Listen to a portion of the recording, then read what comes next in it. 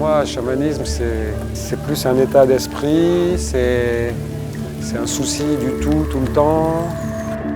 Je vais donner la même place dans mon corps, à mon mental, à mes émotions et à mon corps. Tout ce qui amène à l'intérieur, tout ce qui amène à de la compréhension, à des ressentis, à des prises de conscience.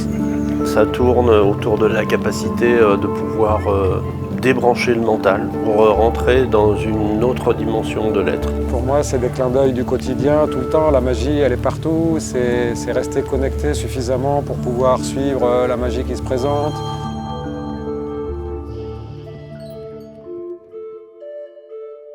Quand les gens viennent et puis que je vois que ça leur fait du bien, que ça les développe, ça me fait me souvenir pourquoi je le fais et ça me donne des forces parce que c'est beaucoup tout ça quand même.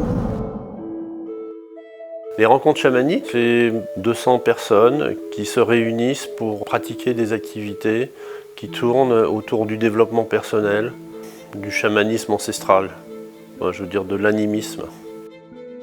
Est-ce que l'engouement, on va dire, pour le chamanisme ne serait pas dû à ce sentiment que l'on soit séparé de quelque chose en nous, en fait, que ce soit la nature ou que ce soit l'essence de qui nous sommes.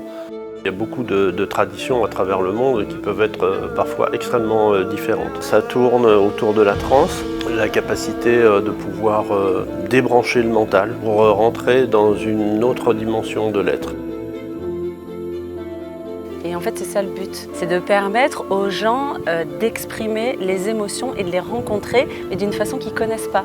Expérimenter des nouveaux espaces d'être justement à partir de leur corps, à partir de différentes cultures, de différents espaces dont elles n'ont pas l'habitude peut-être au quotidien, repartir dans leur quotidien et continuer en fait à cheminer sur ce qui leur a plu.